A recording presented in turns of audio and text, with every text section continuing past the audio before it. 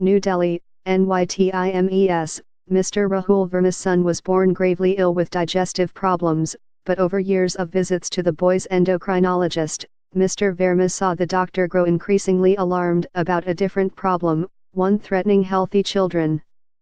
Junk food, the doctor warned, was especially dangerous to Indians, who are far more prone to diabetes than people from other parts of the world.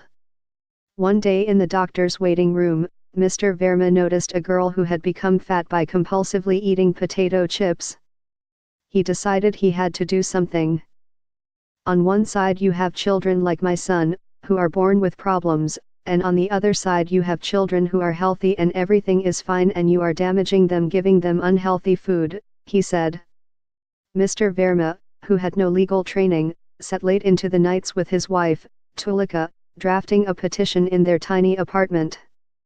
He filed the public interest lawsuit in Delhi High Court in 2010, seeking a ban on the sale of junk food and soft drinks in and around schools across India. The case has propelled court-ordered regulations of the food industry to the doorstep of the Indian government, where they have languished. They have outsized importance in India, population 1.3 billion, because its people are far more likely to develop diabetes, which can lead to heart disease, kidney failure, blindness and amputations, as they gain weight than people from other regions, according to health experts. Since 1990, the percentage of children and adults in India who are overweight or obese has almost tripled to 18.8% from 6.4%, respectively, according to data from the Institute for Health Metrics and Evaluation at the University of Washington. The International Diabetes Federation projects that the number of Indians with diabetes will soar to 123 million by 2040 as diets rich in carbohydrates and fat spread to less affluent rural areas.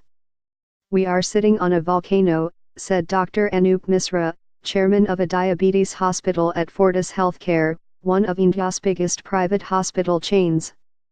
In the years since the court ordered the government to develop guidelines to regulate junk food, the case has encountered ferocious opposition from the All India Food Processors Association, which counts Coca-Cola India, PepsiCo India and Nestle India as members, as well as hundreds of other companies.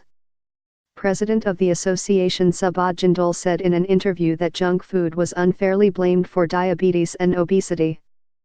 "It was overeating, not the food itself, that has caused the problem," he said. The government this year, 2017, took a significant step that public health experts believe will help combat the rise of obesity. It partially implemented a tax on sugar-sweetened beverages, instituting a 40% tax on such drinks that are carbonated, though not on juices made with added sugars that many children drink.